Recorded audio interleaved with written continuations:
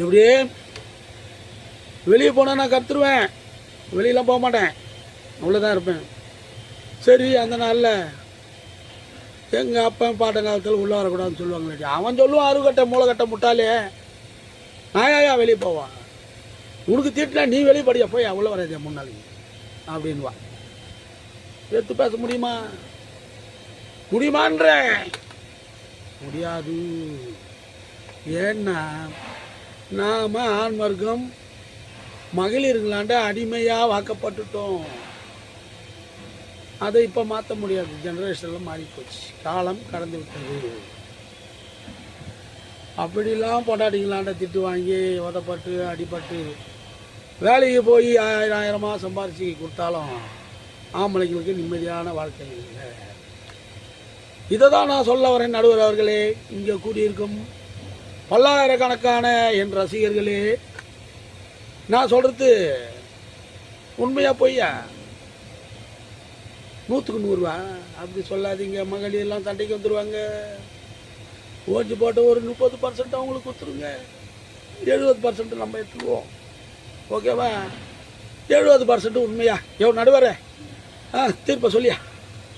அன்பார்ந்த இவ்வளவு நேரம் என் மொக்கையெல்லாம் கேட்டுக்கின்னு ஜாலியாக குடும்ப சுமையெல்லாம் மறந்து சிரிச்சுக்கின்னு இருந்த என் ரசிக பெருமக்களே, நேரம் மிக மிக குறைவாக இருப்பதால் இன்னும் பேச வேண்டியது நிறைய இருக்குது, உங்களுக்கு கற்றுக் கொடுக்க வேண்டியது நிறைய இருக்குது. நேரம் மிக மிக குறைவாக உள்ள காரணத்தின்படியால் இத்துடன் எனது சிற்றுரையை முடித்துக் கொள்கிறேன். நன்றி, வணக்கம். வாழ்க பல்லாண்டு, வாழ்க பாரதம், வளர்க வளமுடன்.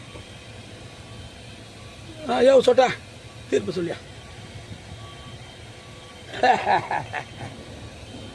தீர்ப்பை சொல்ல சொன்ன என்னையா சிரிக்கிற?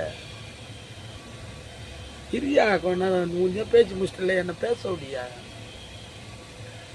அன்பார்ந்த ரசிக பெருமக்களே, இந்த பட்டிமன்றத்தோட தலைப்பில் பெண்கள் மகளிருக்கு ஆதரவாக 5 நிமிஷம் பேசிய நமது பவளக்கொடி, அவங்க சாதாரண பவளக்கொடி இல்லை, முத்து பவளம் கோத்த பவளக்கொடி. அவங்க மகளிருக்கு ஆதரவாக பேசினாங்க, நல்லா பேசினாங்க. அதை விட மிக மிக மிக மிக மிக சிறப்பாக நமது புலியூர் கிராம விவசாயி பாசமிகு